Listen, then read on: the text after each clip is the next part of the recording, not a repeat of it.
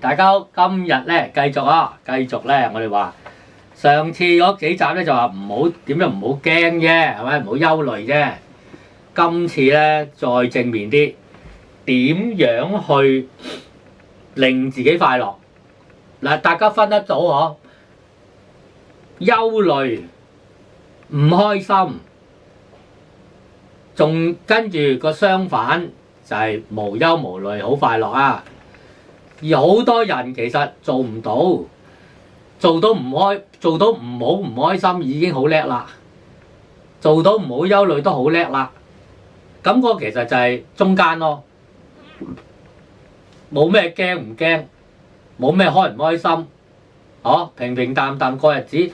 好多人其實個志向都係咁嘅啫，平平淡淡過日子啊，係咪？即係又幾廿歲咯，咁樣啊，即係。有人就話：自己咩出身啊，都係咁上下咯，成日喺度認命咁。我哋做命理術數，其實係咪認緊命咧？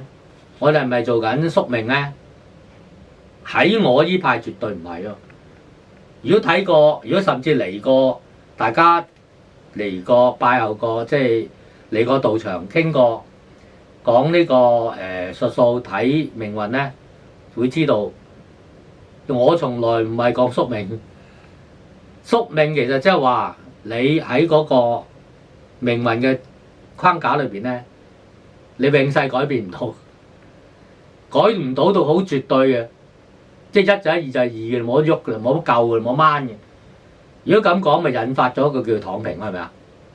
都係咁咯，做又咁，好唔做又咁啊，不如唔好做。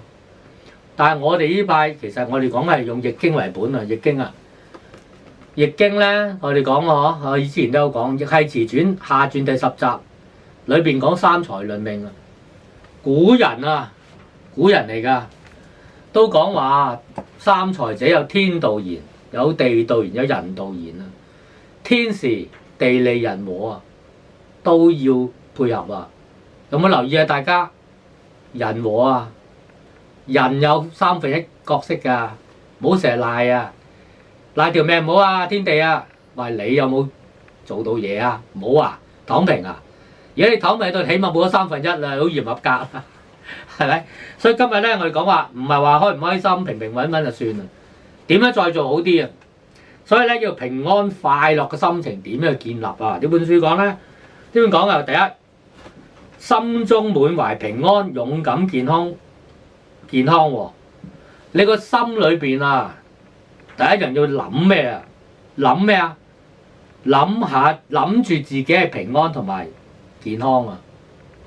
勇敢面對問題啊！哇！勇敢好唔勇敢喎？喂，好驚啊！對下就唔驚啦嘛！講得俗語講係咪？鬼見得多你都唔怕黑啊！唔係見過鬼怕黑啊！你見過一次嘅鬼你好怕黑啊！你試下日日見到隻鬼睇你怕唔怕黑啊？你梗係唔怕黑啦，即係黑夜啊，唔係黑人啊！我哋唔係種族歧視，黑夜啊，你唔驚啦，你見得佢多啊嘛，係咪啊？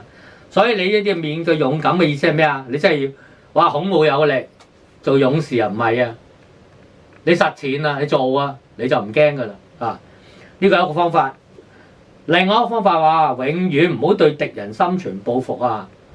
你有經驗喎，如果你有啲人得罪你唔開心。你成日諗下點樣對付佢咧？你自己好唔安樂㗎會？你成日諗毒計出嚟啊？就睇下對面有冇陰唔陰到佢啊？因為佢又會唔會發現你啊？你係好淒涼。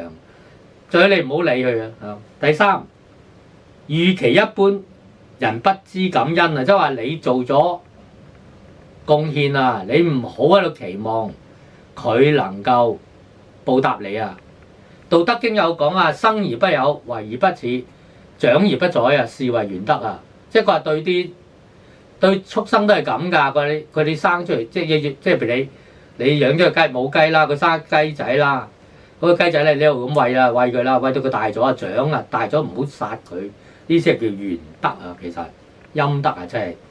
所以啊，第三個方法就係話你唔好如人哋咁報恩啊，即係唔報就好彩咯，唔報應該咯。即係你，因為你施恩嘅時候，你施恩嗰時，你嗰個快樂啊已經存在咗啊！你唔需要喺呢個時候再去斤斤計較。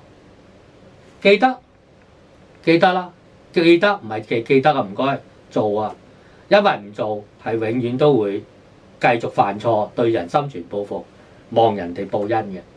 好，OK，好，咁咧呢個係第5集啦，嗬。咁咧我哋下一次係講埋另外啲方法點樣令到我哋平安快樂嘅，下次再見。